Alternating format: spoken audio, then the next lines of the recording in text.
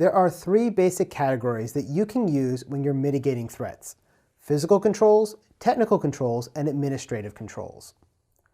Physical controls are those things that you add into the real-world environment to stop things from happening. This might be an alarm system, a surveillance camera, locks, fences, doors, identification cards, badges, security guards, all those type of things. For example, you can see here there's a security guard who's monitoring the closed-circuit television. If someone tries to sneak into the building, they should be able to see it and they can go take action on it. This would be a great example of a physical control. The second type of control we have is what's called a technical control. This would be things like smart cards, access control lists, intrusion detection systems, encryption, and network authentication. We have lots of technical controls, and we'll talk about them a lot throughout this course. The third bucket we have is what's called administrative controls.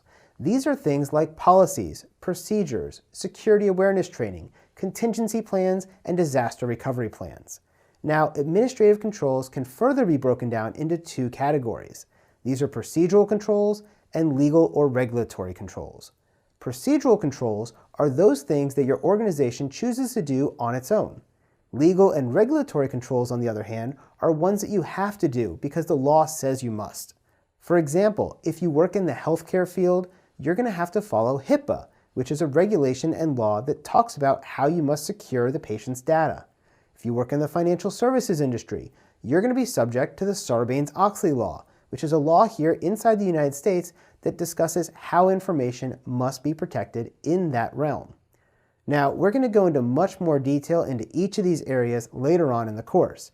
For now, one thing I want to point out is that user training, while it's an administrative control, is one of the most cost-effective security controls that you can utilize. Because at the end of the day, no matter how many technical controls you put in place, you can have great firewalls and intrusion detection systems and encryption and all of these other things. But if your user is going to bypass all of those by clicking on a link inside of an email or sticking a thumb drive into the computer, it's going to go right through all of your technical controls. And so you want to make sure that you're using a good blend of all three control types: physical, technical, and administrative.